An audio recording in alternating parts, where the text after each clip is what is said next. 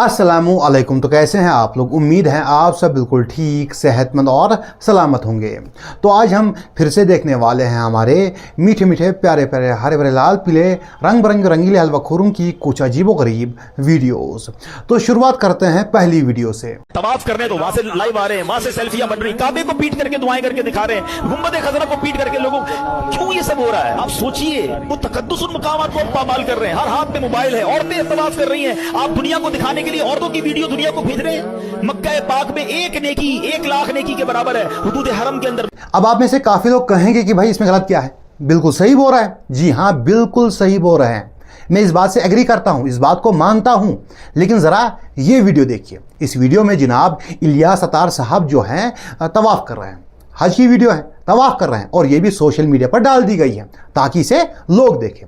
हो सकता है जो अत्तारी हैं, जो इनके मुरीद हैं, यहाँ डिफेंड करने के लिए आ जाए, अपने पीर साहब को डिफेंड करने के लिए आ जाए, कहे कि भाई ये वीडियो तो किसी मुरीद ने खींची है और फिर सोशल मीडिया पर डाल दी है, इसमें उनकी क्या गलती है? तो कोई बात नहीं, जरा ये देखिए। ये जो 2-2 घंटे की, 2.5 घंटे की वीडियोज मौजूद हैं, ये आपके पीर साहब हज को जा रहे हैं, हज की वीडियोज हैं ये। जी हाँ, आधे घंटे की, 2 घंटे की, 2.5 घंटे की वीडियोस हज की वीडियोस हैं। इन वीडियोस में इलियास अतार साहब पाकिस्तान से निकले और सऊदी अरब आए, मक्का आए, हज किया और तवाफ किया। सब कुछ रिकॉर्ड है, नमाजें रिकॉर्ड हैं, सब कुछ रिकॉर्ड है। ऐसा क्यों है भाई?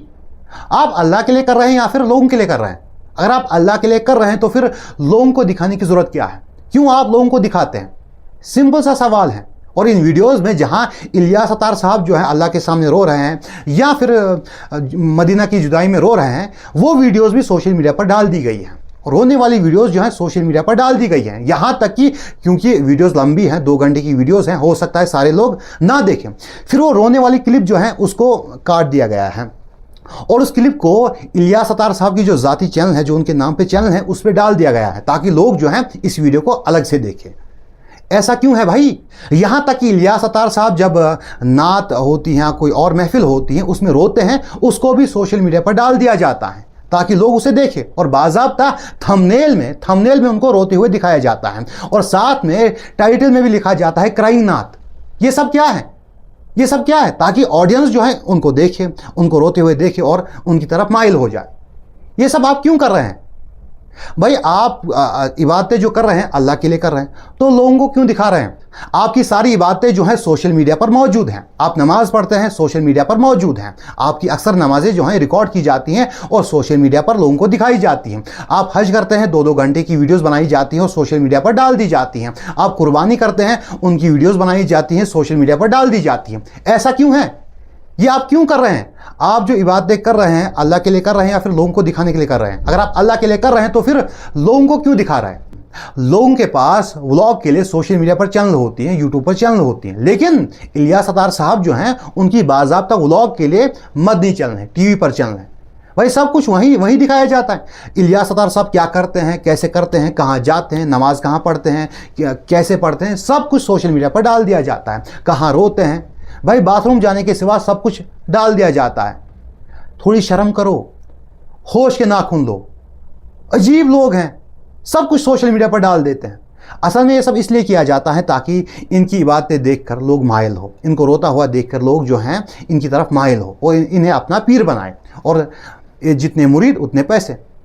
लोगों को मुरीद करने के लिए ये सब किया जाता है, तो ताकि लोग इनको वली समझे, इनको नेक समझे और लोग इनकी तरफ माइल हो और फिर लोग जो हैं इनके मुरीद हो जाए, और जितने मुरीद उतने पैसे। सिंपल सा लॉजिक है, सिंपल सा बिजनेस है, ये कारोबार है, चंदा जमा करने की टेक्निक है।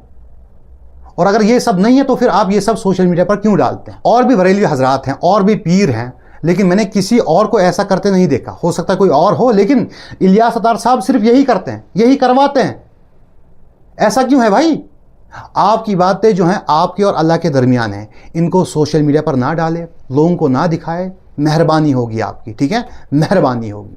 और इनके जो मुरीद हैं वो तो इनसे 2 कदम आगे हैं, इनसे 2 कदम आगे हैं। दिन भर पीर साहब की झूठी बातें, मदनी चैनल पर दिन भर पीर साहब की झूठी बातें, मनगढ़ंत वाक़यात, मनगढ़ंत करामात, झूठी बातें, झूठी कहानियाँ, झूठी करामात, यही सब बयान किया जाता है। दिन भर उनकी तारीफ़ें की जाती हैं, उनकी नेकियां गिनवाई जाती हैं, उनकी बातें गिनवाई जाती हैं, उनकी नमाज़ें गिनवाई जाती हैं और यही सब डिस्कस किया जाता है। वो कितने नेक हैं, कितने बड़े वली हैं, यही सब डिस्कस किया जाता है। दिन भर यही सब बताया जाता है, उनको ही डिस्कस किया जाता है। मदनी चैनल जो है वो इस्लाम के नाम पर खोला गया था, लेकिन यहाँ पर सिर्फ इलियास अत्तार साहब की बातें होती, उनकी तारीफ़ें होती। मदनी चैनल पर यही सब होता है।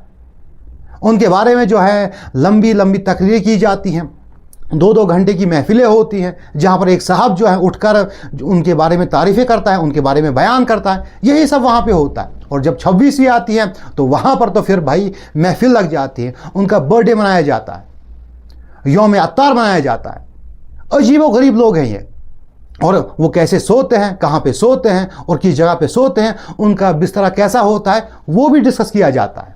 तो बरसों गुजर गए यार, जिसने 1 का 2 तकिया नहीं किया वो और क्या करेगा। हमने तो तकिया कितने 10 डिजाइनों के बनाए हुए हैं, इनका तो आज तक तकिया चमड़े का और उसमें खजूर की छाल भरी हुई है। देख रहे तकिया, ये देखिए, ये अमीले सुनगा, ये मैं खजूर की छाल दिखा रहा हूं आपको, ये ना फोम है ना रुई है, ये खजूर की छाल है जो तकिए में भरी हुई है। चमड़े का तकिया है जिसको ये इस्तेमाल करते हैं। ये चटाई है, और ये चटाई आज से नहीं है, दावत इस्लामी नहीं देना तब से चटाई है। अपने तो फर्नीचर बदल गए, इनकी चटाई ना बदली। यूं चटाई पर सोना, यूं खजूर के छाल वाले भरे हुए चमड़े के तकिए पर सोना, हमको एसी में सुलाकर खुद गर्मी में सोना। मेरा पीर ये जनाब इलियास अत्तार कादरी साहब का घर है। जी हाँ, उनका घर है, यहाँ पर वो रहते हैं और ये वही घर है जहाँ वो चमड़े के तकिए में खजूर की छाल डालकर चटाई पे सो जाते हैं। बहरहाल जनाब इलियास अत्तार साहब जो हैं कहीं जा रहे हैं, गाड़ी में जा रहे हैं। ये गाड़ियाँ काफ़ी महंगी होती हैं और इनमें AC भी लगा होता है, कूलिंग सिस्टम लगा होता है, हीटिंग सिस्टम भी लगा होता है ताकि पीर साहब को गर्मी या फिर सर्दी ना लगे। बहरहाल ये जो गाड़ियाँ होती हैं काफ़ी महंगी होती हैं। इन गाड़ियों में मैं कम ही बैठा हूँ और इसकी जो सीटें होती हैं काफ़ी मुलायम होती हैं, काफ़ी आरामदायक होती हैं, होनी भी चाहिए, क्योंकि इसके बाद तो जनाब इलियास अत्तार साहब जो हैं चमड़े के तकिए में खजूर की छाल डालकर फिर चटाई पे सो जाते हैं। बहरहाल जनाब इलियास अत्तार साहब जो हैं घर में बैठे हुए हैं और उनके घर में एक कुर्सी है और ये कुर्सी काफ़ी मुलायम होती है, काफ़ी आरामदायक होती हैं, होनी भी चाहिए, क्योंकि इसके बाद जो हैं जनाब इलियास अत्तार साहब जो हैं चमड़े के तकिए में खजूर की छाल डालकर चटाई पे सो जाते हैं। बहरहाल ये जनाब इलियास अत्तार साहब के ज़ाती रूम में, जी हाँ ज़ाती रूम में, घर में नहीं, ज़ाती रूम में लगा हुआ LED या फिर LCD है। ये वही LED या फिर LCD है जब इलियास अत्तार साहब जो हैं चमड़े के तकिए में खजूर की छाल डालकर चटाई पे सो जाते हैं, फिर इस LCD या फिर LED पर मदनी चैनल देखते हैं या फिर कुछ और देखते हैं। बहरहाल ये जनाब इलियास अत्तार साहब जो हैं अपने घर में बैठे हुए हैं, डाइनिंग टेबल पर बैठे हुए हैं, पीछे सोफे भी लगे हुए हैं और होने भी चाहिए, क्योंकि उसके बाद तो जनाब इलियास अत्तार साहब जो हैं खजूर की छाल जो है वो चमड़े के तकिए में डालते हैं और फिर चटाई पे सो जाते हैं। अक्सर आप मदनी चैनल पर देखेंगे कि जब इलियास अत्तार साहब जो हैं वाज़ व नसीहत करते हैं, तकरीर करते हैं, बयान देते हैं, असल में कहानियाँ सुनाते हैं, तो अपनी गोद में सब्ज़ रंग का मुलायम सा तकिया रखते हैं। लेकिन न जाने क्यों रात को वो खजूर की छाल जो है उसे चमड़े के तकिए में डालते हैं और उस पर सो जाते हैं। यही वाला तकिया क्यों नहीं इस्तेमाल करते हैं। और इन भाई साहब को और एक दुख था, हमको एसी में सुलाकर खुद गर्मी में सोना। जनाब इमरान अत्तारी साहब आप टेंशन ना ले, अब मैं पंखे के बगैर नहीं रह सकता, अब आदी हो गया मैं। AC भी है मेरे पास, क्योंकि उनके ज़ाती रूम में भी AC लगा हुआ है और उनके घर में भी AC लगा हुआ है और उनके यहाँ काफ़ी फ़ैन भी लगे हुए हैं। आप टेंशन ना ले, वो भी AC के नीचे ही सोते हैं। आप टेंशन से मरे जा रहे हैं, आप फिक्र ना करें, वो AC के नीचे ही सोते हैं। इतनी सारी फैसिलिटीज़ होने के बाद भी जनाब इलियास अत्तार साहब कहते हैं कि मैं गरीब हूँ और मुझ पर ज़कात फ़र्ज़ नहीं है और अगर कोई मुझे ज़कात देगा तो उसकी ज़कात हो जाएगी। क्या अर्ज करूं कि मैं इस वक्त जैसे जब मैं बैठा हूं, मुझ पर ज़कात फर्ज नहीं है, मुझ पर ज़कात फर्ज नहीं है, बल्कि नऊज़ु बिल्लाह में ज़कात मांग नहीं रहा। अल्लाह इससे महफूज रखे, मेरे को, मेरी आल को भी महफूज रखे। वो अगर जैसे कोई मुझे ज़कात देना, उसकी ज़कात हो जाएगी।